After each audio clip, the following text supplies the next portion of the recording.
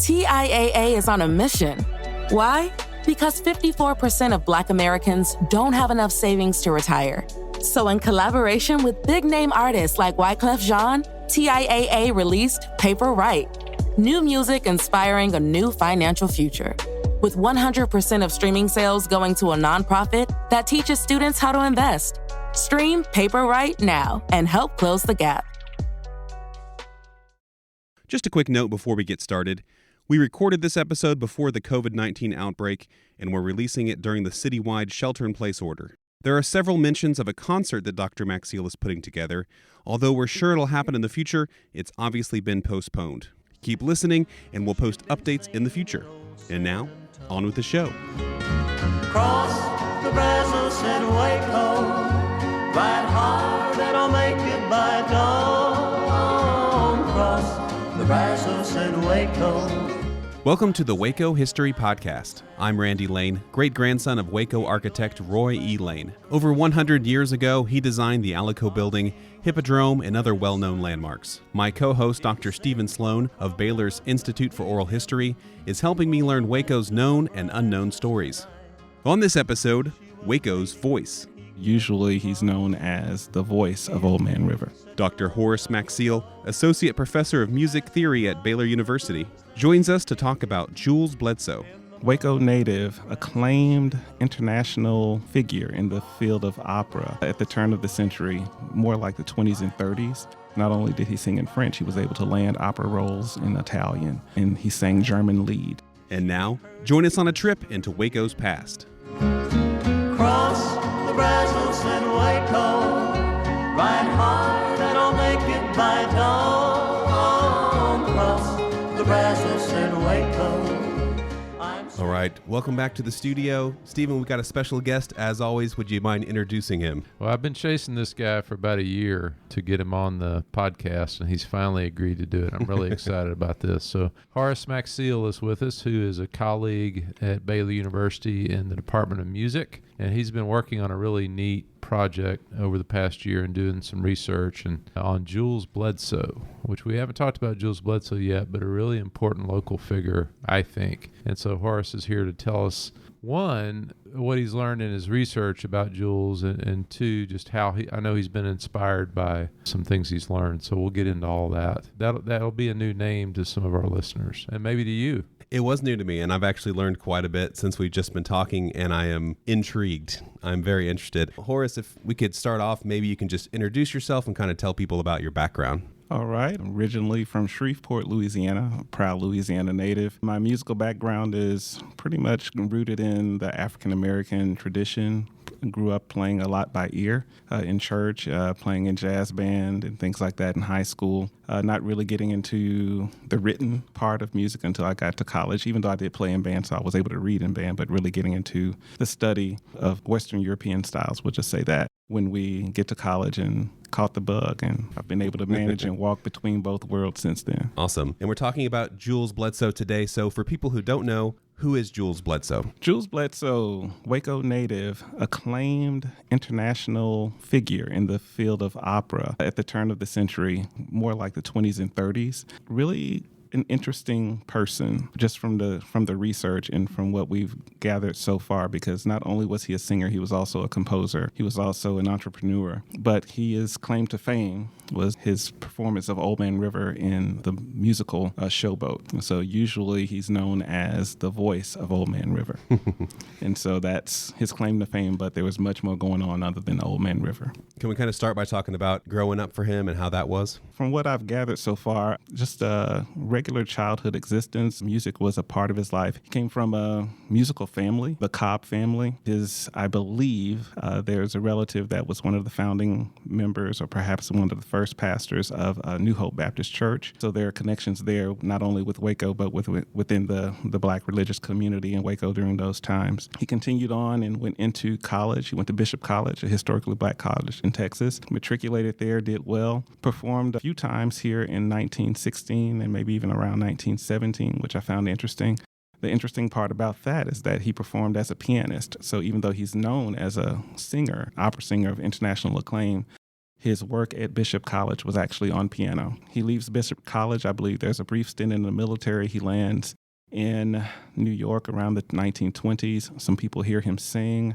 He starts to study with vocal teachers around 1922, lands a very, very important gig in 1924. I believe it was at Aeolian Hall. And from there, the career takes off. So he's really a brilliant individual. I think he goes to Columbia to study medicine in 1920, graduates magna cum laude from Bishop College. And so extremely bright, and it's going to be interesting to talk about when he makes it. He had a lot of prospects, but he makes this decision and go into music. But you mentioned the work he's doing on the piano. Do you know what sort of work he's doing in those early performances in 16, 17? He was performing standard literature from the programs that I've pulled out.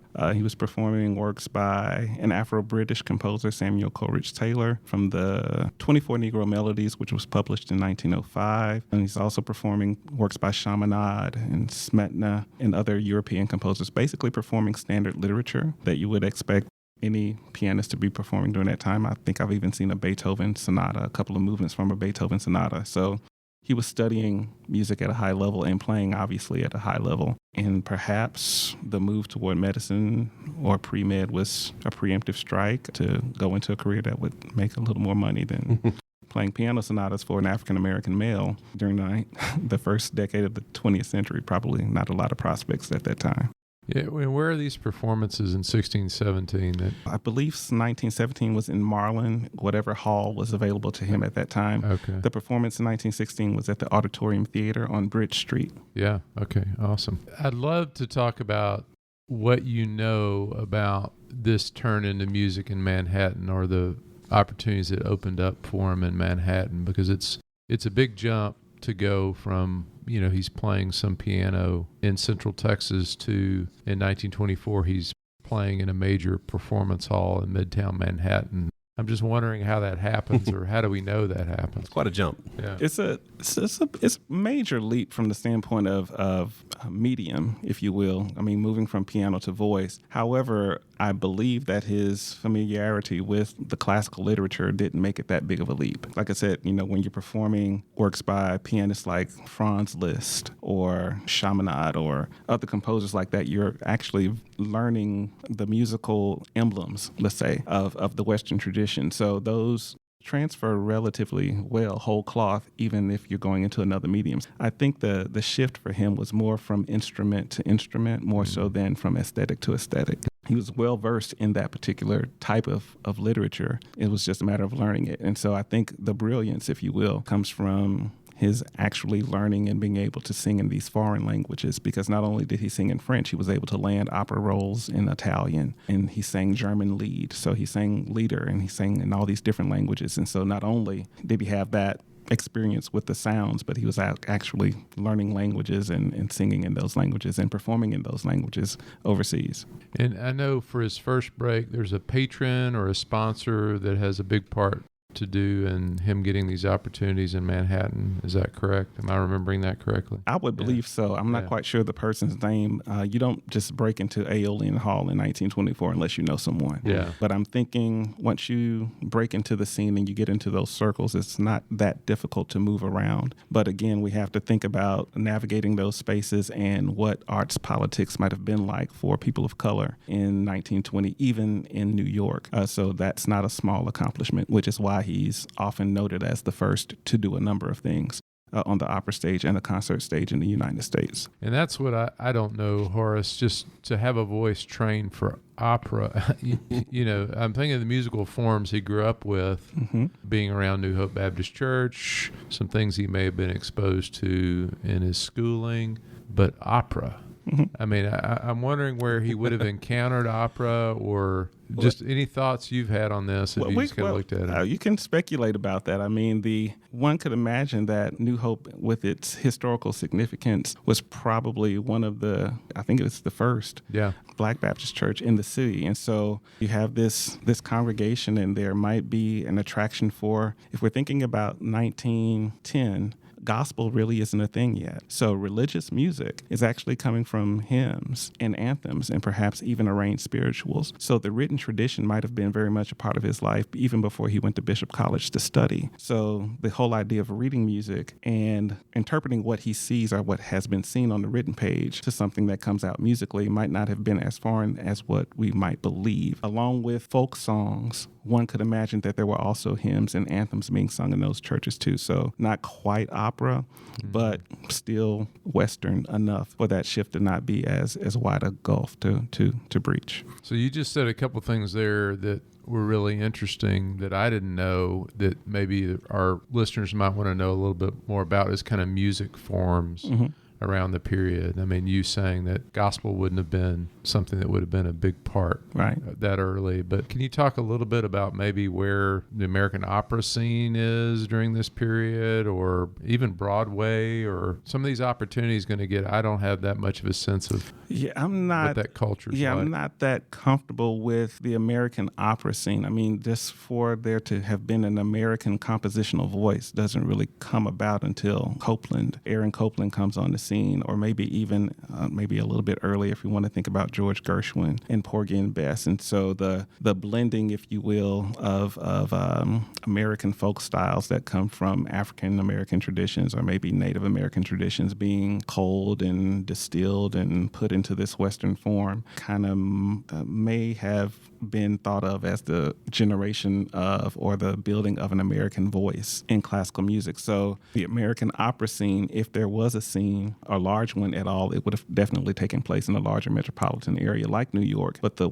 works that would have been performed would have been those by European masters. So there just were not American operas being performed a lot at that time. And of course, if you're going to get into any kind of class systems that come out of highbrow music, then certainly you definitely want to be more cosmopolitan, perhaps, than American in those particular instances. And of course, an American sound might have been borrowed from vernacular forms like the birth of jazz and other ragtime, things like that. And if those are considered as lowbrow music or low music or something that's not high art, then even if those sounds are going to be incorporated into a classical voice, it might not make the ticket if you're trying to promote yourself as being a little more learned. And that's a little unfortunate for all American composers, let alone African-American ones. Do we know anything else about his formative years? Just to spoil it, he's going to have an untimely death at a fairly young age. At least I think it's fairly young. And so that may have limited some of the stuff we know about kind of his formative years. But do we have any other information about kind of his early years? Not much. There are a number of letters in the collection that he wrote to an aunt or cousin. I can't remember who Miss Cobb was to him at the time, but there are a number of letters in a very hard hand. His hand is hard to decipher. But a number of letters in crumbly paper, but we're trying to preserve those things.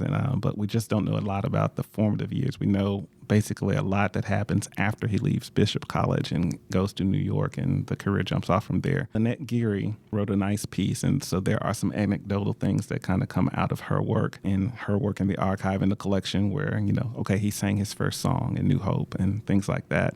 But even there, I think the building that's erected that we'll have the concert in was erected maybe in 1927-ish, somewhere around there. So that's not even the church or the building that he sang his first songs in, because when that church was built, he was long gone. I see. So we have the letters. We have a few letters from when he's at Bishop College writing back.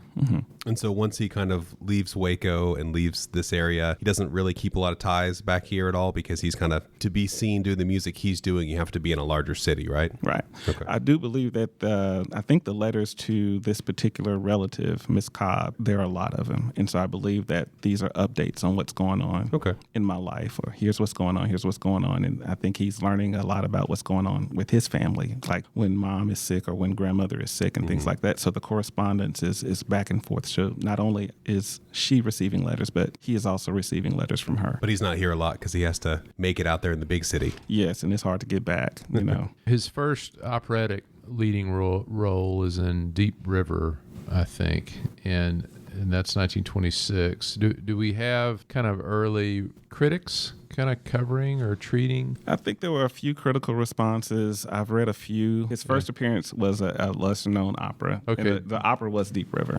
So Horace, his big break is Showboat.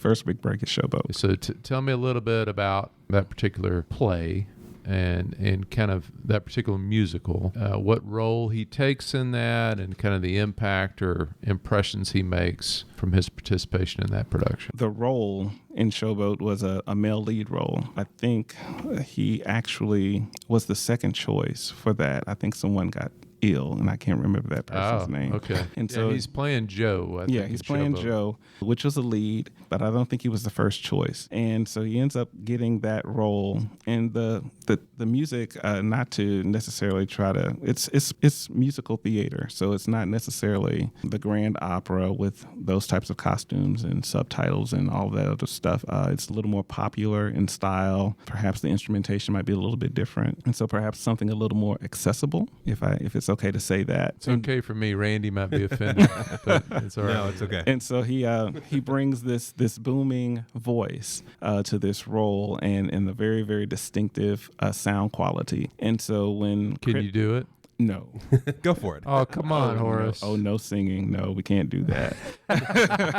No. And so critics, rave, and he had some pretty good critical responses after his first concert in 1924 as well, toward his musicianship more so than the instrument. So many critics commented on his sensitivity in certain types of passages and how he pulled back or where he put a lot into it. Okay, break down those two things for a historian. You said they gave him high marks for his blank, not his blank. Now explain that in a way a historian can understand it. Okay, so so perhaps the sensitivity piece, or what I might call the musicianship piece, is being very aware of how the text is unfolding and how the narrative is unfolding, and actually adding lots of nuance to phrasing and things like that to help communicate the words of a particular moment. Whereas the instrument, it's like, oh, this is such a beautiful sound, or this is such a beautiful tone quality. There wasn't a lot of it, at least as far as what I've seen from critical responses, but there were some. But most critics were very much aware and were very much invigorated by the way he approached music, not so much of the,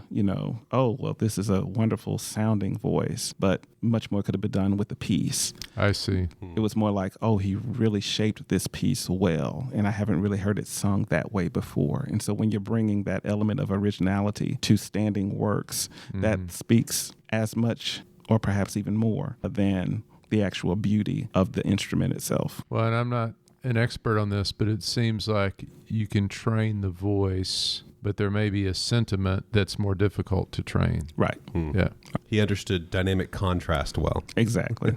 I'm trying to remember Showboat. I remember Old Man River, which obviously, from what I know of that piece, Jules Bledsoe is a baritone if he's singing Old Man River, because it's a very low piece. The old Man River, then I'm thinking, don't put that in there. Then I'm thinking about could be the recording of that 29 cinematic take on Showboat. Okay. I'm keeping your singing in there. Yeah, no. It's the worst of the Waco History Podcast. I was just kind of wondering, was that like his big break, and kind of where did he go from there, and did he become more specialized in opera after that, or was he doing more of these type of show tunes type of thing that we'd be more familiar with? I believe that helped launch the career. I think after that, he didn't do much more with regard to musical theater because of the opera piece that took off, and then being overseas and all of that. He landed a big role in Verdi's opera, Aida. Was it Amoroso? I think that's might have been who it was. And you land other roles in other operas, and so other people hear you sing, and then there's like the Emperor Jones and all of these things that come after that. So it's role after role after role. But even there, when the opera stuff kind of dries up, he still has to keep singing. And so he keeps his career going as a recitalist and a concert, concertizing. So when the opera season is over, it costs money to produce an opera and to pay all those people to do opera. And so it's not like he's going from opera to opera to opera. It might be, I have a 3-month run and I have made a pretty good amount of money, but once that money runs out, I still need to sing. And so there are tons and tons of programs of him singing in and around the New York area. And then wherever he performs, he develops a following. So there might be a run out in Chicago and for a couple of venues there, a couple of churches or a couple of halls there, maybe a run out to Tennessee to do some concerts there. And so in the collection, we have these programs from all these different states dates. And so they're presented chronologically so we can actually see where he's performing when he's not doing opera. Now, there are large spanses of time where he's overseas. And so you just can't do a run out over in Germany and say, oh, yeah, I'll be back to do your thing at this local church on Sunday, and then I'll fly back over to Germany or find my way back over to Germany. That's not happening. And so when there are large gaps in the programs, the gaps are usually filled in by looking at playbills from stints from overseas productions of operas. And there were no musical productions, I think, overseas. All of that work was mostly opera and concerts of Western European derivation. So being overseas and doing opera, was it pretty unique for him to be a black man doing that? I would think so, even though the black presence in Europe, musical presence in Europe, kind of goes back to 1910 with traveling regimental bands that kind of experimented with jazz and things like that. And so you have these marching bands or these regimental bands that are kind of taking little spins and riffs off some marches, and then it kind of takes off and becomes its own thing. And so they're saying, what is this new music? What's going on here? And so then jazz as a term starts to develop, and then these regimental band figures kind of come back, and then this voice kind of comes out of New Orleans, and then it all kind of gets mingled into a good gumbo. And then, jazz hits It is dinner time.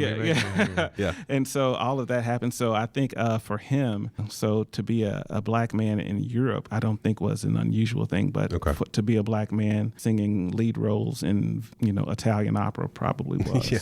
Just recently, I've seen the Green Book, and it's making me think of some of these recitals that he may be doing in the South. And, you think of the opportunity he may have in Europe, where he's facing some challenges in some of the places he's performing in the South. And so I'm interested in these programs as you look at kind of his career and you can follow where he's going then. What are the sorts of places he's playing? And can we assume he's playing for primarily a white audience? Or we'll have to assume that it's mainly a white audience, but we can also believe that some of the churches that he performed in might have been African-American churches. And the reason why we say that is that not many concert halls were open to people of color, particularly in the South. In order for the classical thing to even take root in the South with regard to African-American folks in particular, those concerts had to be performed in churches on Sunday evenings, and so even in cities like Chicago, when there were limited access to certain halls, the black church was this space for classical music to be performed and heard. That's where folks did their recitals. That's where the neighborhood piano teachers taught their lessons and also gave their student recitals. So even though there was limited access to the hall or the concert hall, classical music presence, if you will, in the black community was still alive and doing well. And that's probably why, or could explain in some way how Bledsoe might have been into or been acclimated to the classical voice before he even got to Bishop College. New Hope could have very well have been that hub for that type of activity for the community, for piano lessons for everyone. Is he performing some of his, the classical type of music in these recitals? Yes. He's performing arias from select operas that he's already done. He's doing art songs by German composers or English composers, other works like that. He's also performing works by black composers from the spiritual tradition, like works by Harry Burleigh, and maybe even some friends. I've seen some works in the collection by some names that I'm not quite familiar with, and works that have not been published, so that he might have had some friends that say, hey, sing this, and he sings it, and it makes it onto the program. And so there's a really interesting collection of works in that archive. And you said that he also did a lot of composition. When does he start composing? This is interesting, and so this is actually getting into my wheelhouse. Thank you. I'm going to say sometime around at least 1924. And the reason why I say that is because the first time that an original composition pops up on any of his programs, at least that I've seen in the archive, is in a 1925 concert that he performed here in Waco. And so one has to assume that the piece was composed before he performed it here, but that doesn't necessarily mean that it wasn't necessarily performed before. So there's a tradition, particularly with African-American singers, that were doing this type of concertizing around the United States as they perform German lied and arias and select arias from operas and things like that. So after they performed those European sets, it was almost expected or anticipate, they were like, okay, go ahead and sing an African-American spiritual, please, please, please, please, please. And most black singers did deliver on that front. What I find interesting is that a number of composers that were active as performers during that time, like Harry Burleigh, did sing original compositions. And so it seems appropriate that since Jules Bledsoe had a lot of chops, not just singing chops, but he had piano chops, and he knew how to write music, and he knew how music was supposed to work, that why not write my own? And so he did. And so the first original composition that pops up on any of the written programs in the collection appears in 1925. I'm going to stretch to say that the first time that his compositional voice was heard was actually heard in Waco in New Hope Baptist Church.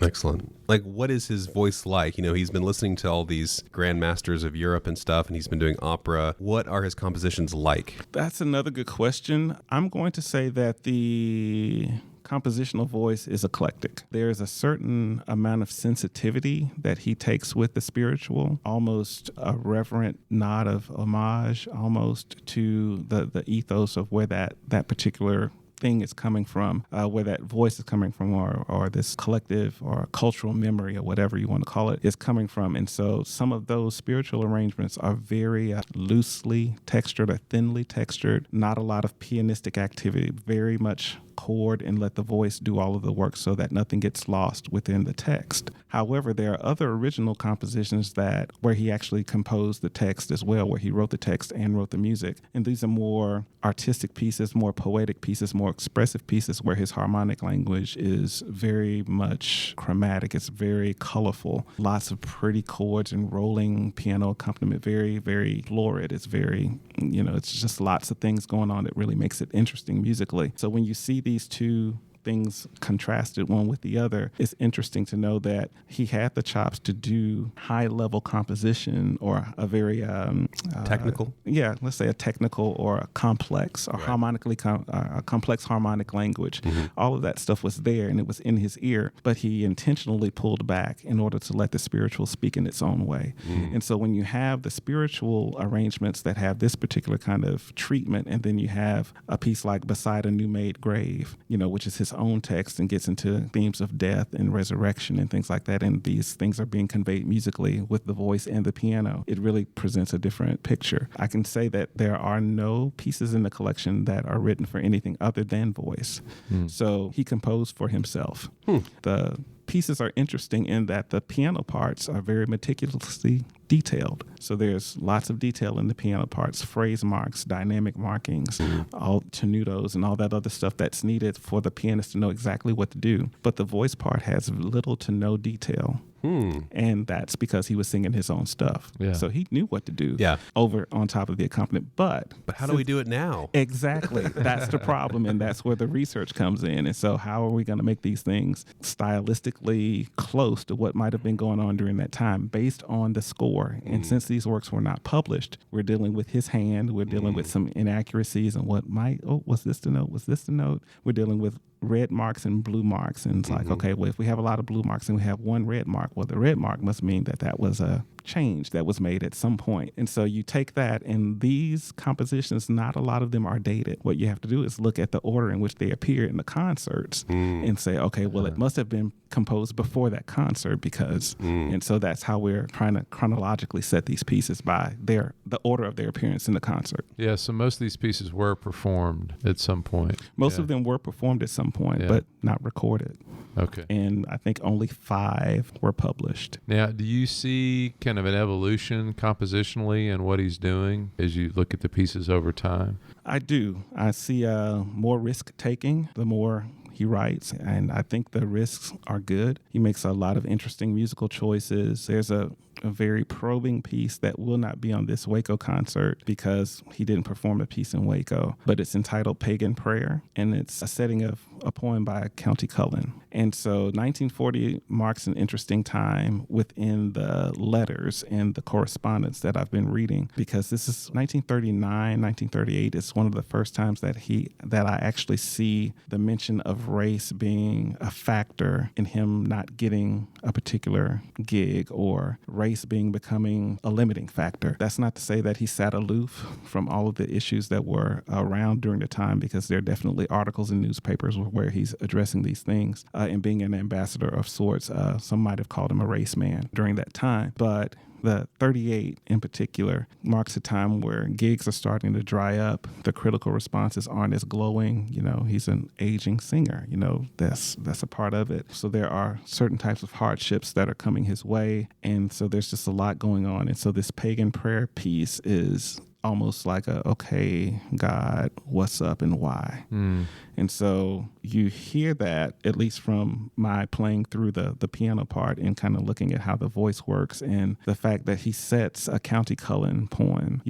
He didn't set many poems by Black authors. He did set some French things, and so he's done other things in other languages, but he didn't do many works or many poems by Black authors. And so for him to choose pagan prayer at that time, and he performed the work in 1940, and he wrote some very probing notes about what that piece meant to him. I can't remember all of the details, but it's basically about injustice and that kind of thing. And so if there are tensions within his life, then we can definitely hear the tensions within the music, and the pulling and the give and the take between the piano and the voice is really interesting. And so to go from Go Down Moses, which is a spiritual arrangement, all the way to pagan prayer in 1940, that's a pretty large leap. And then even after that, there are a number of patriotic songs that come around because he was active with the Roosevelts and touring and doing that kind of thing and promoting this patriotic piece. And so he had a piece called The Legionnaires that he would sing sometimes. And so to kind of get everyone riled up and ready for this nationalistic piece that we had to go through in the 1940s to get us ready.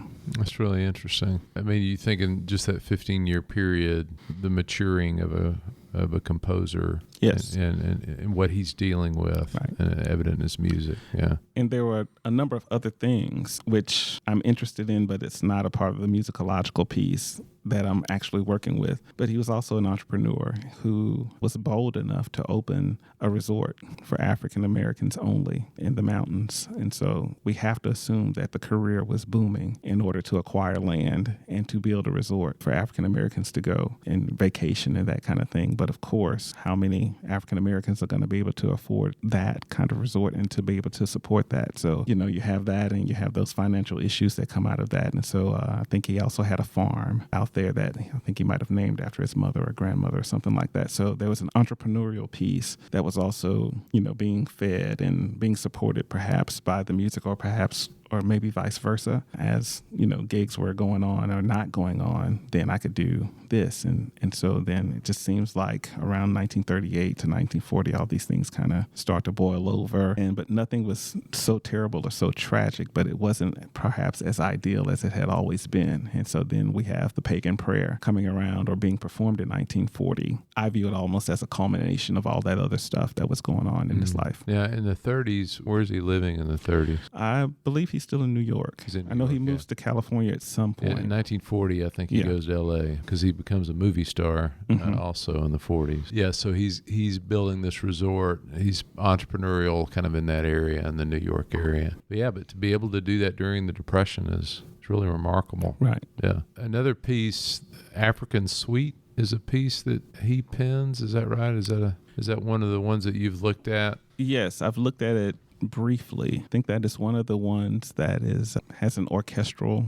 component, and I'm not aware of any performances of that suite in the United States. Mm-hmm. So I'm thinking that most of those pieces that bear that, I think he might have pulled out a lullaby. I think there's a Zulu lullaby that has a piano accompaniment, but most of the African suite has more of an orchestral score attached to it. So I think he is listed as composer, but I don't even know if he did most of the arranging. So he might have sat at the piano and come up with the chord progressions and the length and the actual composition, but an orchestrator or an arranger might have come back behind him and actually put the parts in and copied the parts out by hand to make sure that everyone in the orchestra was on the same page. I see. So something a little less reflective of him, but more of a group effort. Mm-hmm. Now, so how prolific is he as a composer during this period? I'm going to say relatively prolific, given that the works were not really published.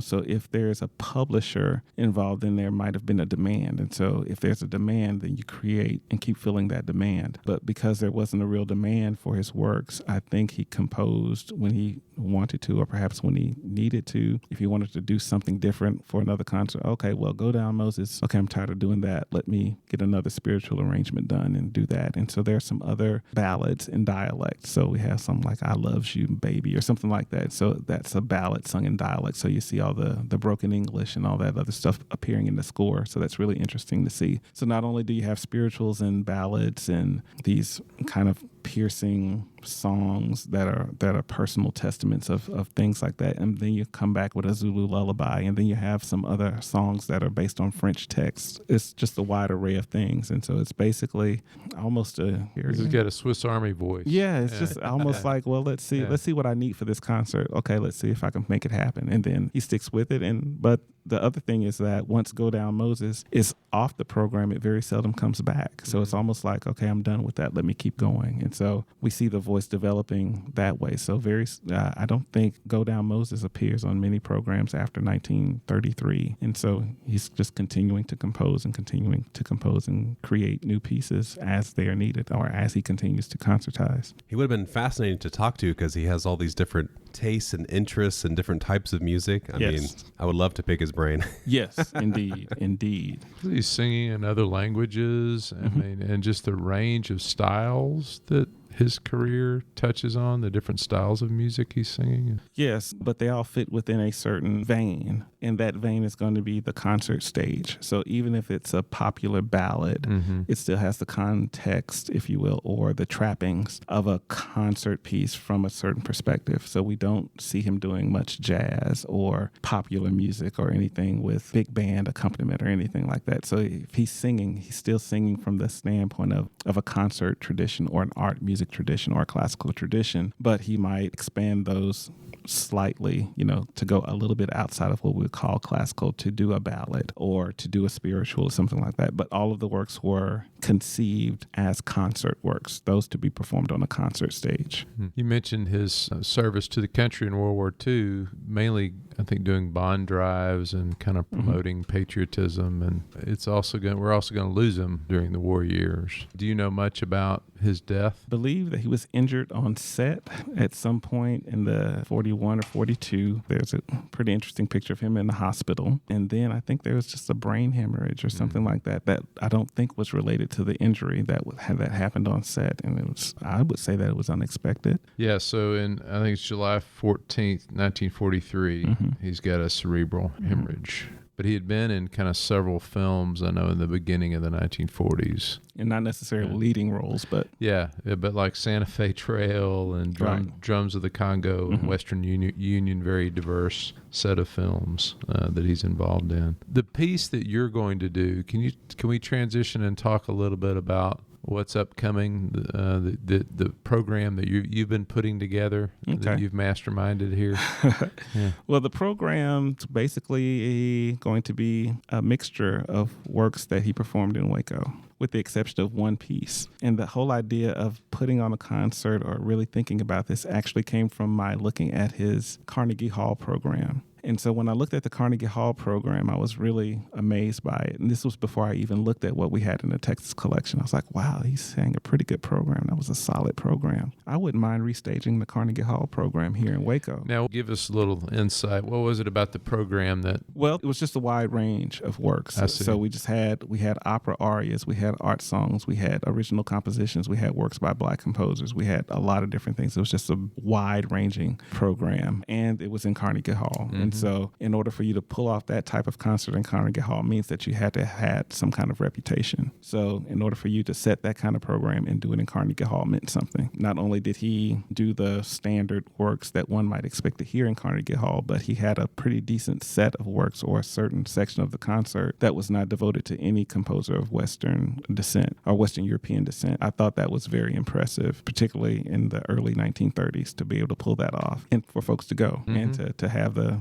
sponsorship from the various piano companies and things that lended the pianos to the event. I thought that was impressive. Then when I went into the Texas collection and actually looked at his papers and really looked, oh my goodness, he performed in Waco. Wow, he performed in Waco again. Wow, he performed in Waco again. It's like, well, let's make this a Waco thing and let's see if we can just do the Waco concerts and let's restage those, and we'll put one piece from the Carnegie Hall concerts in there, but everything else that will be on the program will be a piece that that he performed in Waco. So it's going to be music and voice? Piano and voice. Piano and voice. There will be 2 piano compositions. One will be by the Afro-British composer Samuel Coleridge Taylor, and the other one will be an etude, I believe, by Chaminade, one of the Chaminade works that he performed in 1916. The other songs will be in English. One's going to be by Elgar, British composer again, a few American composers like LaForge and Harry Burleigh, and I believe there will be 5 or 6 original compositions by Burleigh that he performed here in Waco between the years 25 and 35. Are any of these his compositions? Yes. Okay. These are all his compositions? Not all of them. Not Some all of them will be. Some About 5 or 6 will be original Bledsoe compositions or arrangements. Everything else will be by other composers. Okay. So, but these will all be pieces that he performed here. So I'm wondering, has anybody performed them since Bledsoe performed them? It's going to be a hard call. I'm going to say probably not, because if they've been buried in the collection, then someone would have had to have dug them out and performed them, and I don't know if that's happened.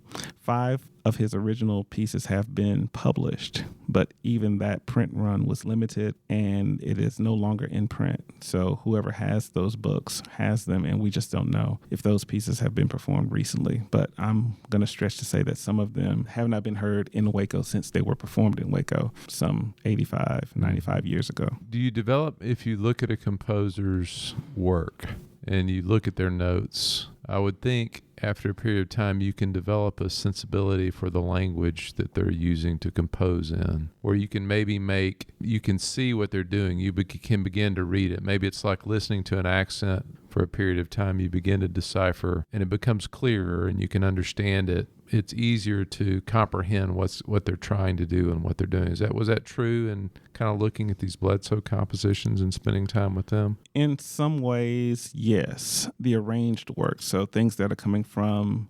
pre-established source, meaning the spirituals, you can kind of track a restraint, basically. Mm-hmm. So even if we have an arrangement of a spiritual popping up after one of his more personal artistic expression pieces, so to see a complex harmonic palette being displayed in one piece and then maybe 2 years later, something that shows very little, not much of that type of harmonic language, basically shows that there is a restraint. So there's not always a linear progression about, okay, well, here's this phase or here's this, so as music historians, we love periods. We can, this style period, and this is the middle period, and this is the late period. Well, we don't have that because he didn't compose that long. Yeah. So we basically just have Jules Bledsoe, and we just have to kind of deal with him piece by piece, need by need, concert by concert, venue by venue, audience by audience, and then kind of make some determinations about how the compositional language developed and perhaps a little bit more into why certain decisions were made. And that's really where my work lies, is in the interpretive domain. I would think he would be hard just because the variety. So he's not sitting in one place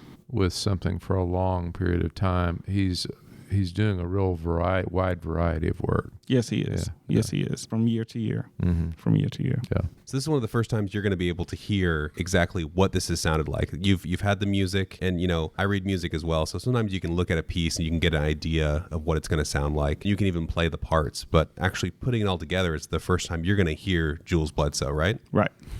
That's exciting. Very exciting. For me, it just moves. It moves from artifact, to an actual musical event. And that's important. To say that he was a composer is one thing, but to hear him as a composer actually does justice to the enterprise. And so it's that piece. It's almost like, he was the first to do this and he was the first to do that. Well, that's fine and dandy, but composers want their works heard. Mm-hmm. One interesting facet of this particular concert is that it won't be all male voices. We're going to have some students from Baylor. The student response to the call was amazing. 7 student singers asked to participate, and I happened to have 7 pieces, so I was glad that I was able to accommodate everyone. We're going to have a guest singer coming in from MCC, and so she's going to sing 2 pieces. And so we're going to hear some sopranos, we're going to hear some mezzo-sopranos, we're going to hear some tenors, we're going to hear some baritones, we're going to hear some basses, and we're just going to hear people sing and do the best with his music as they can. Will it be an authentic performance?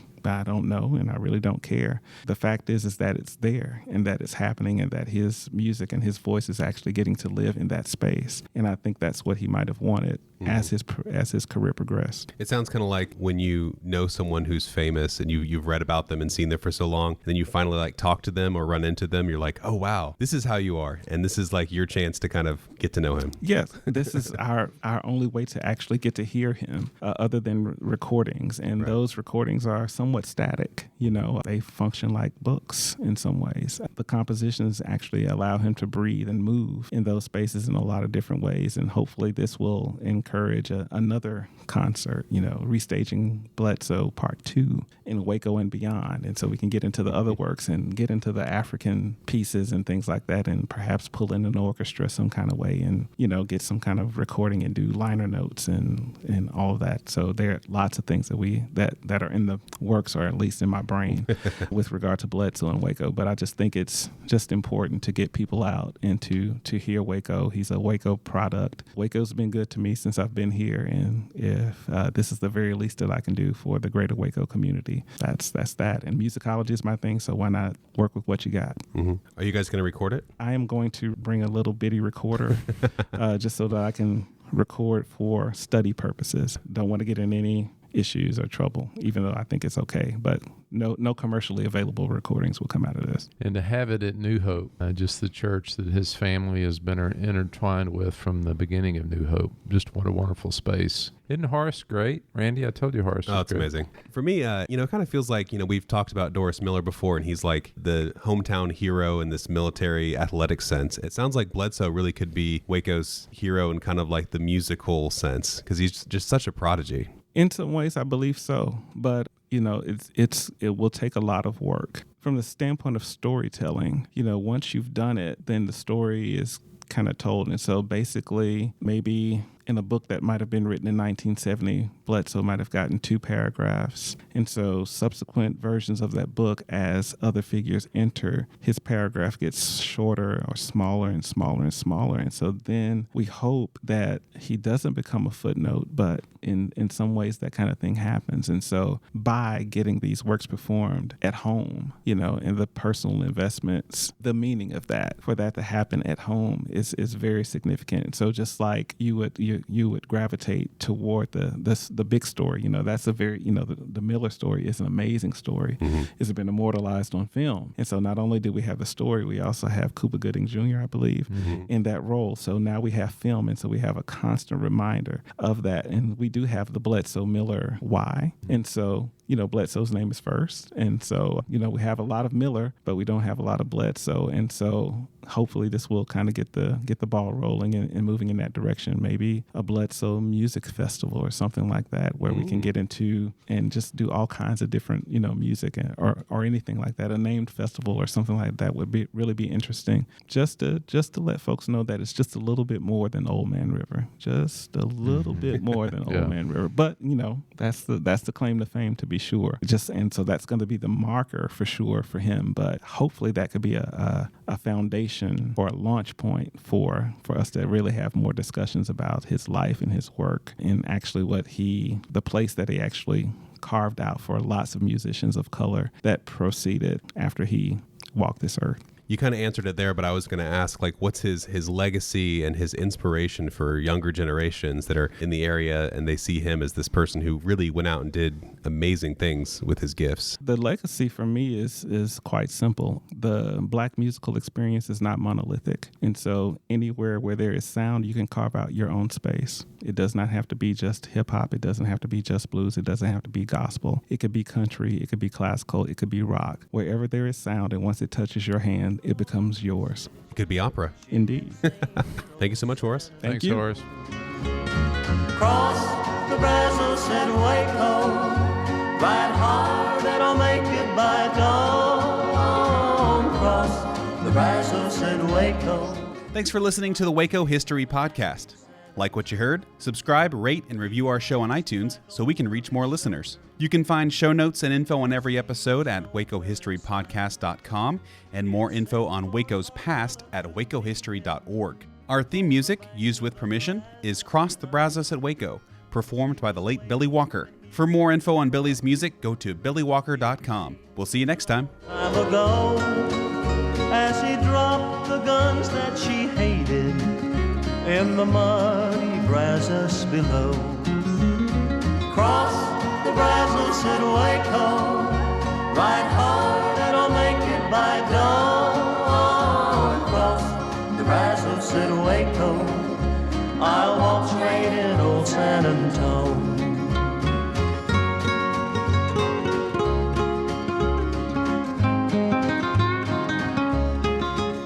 Then the night came alive with gunfire. He knew that at last it'd been found. As the ranger's badge showed brightly, El Bandito lay on the ground. Carmela knew he was dying, that all of her dreams were in vain. As she kissed his lips for the last time, she heard him whisper again.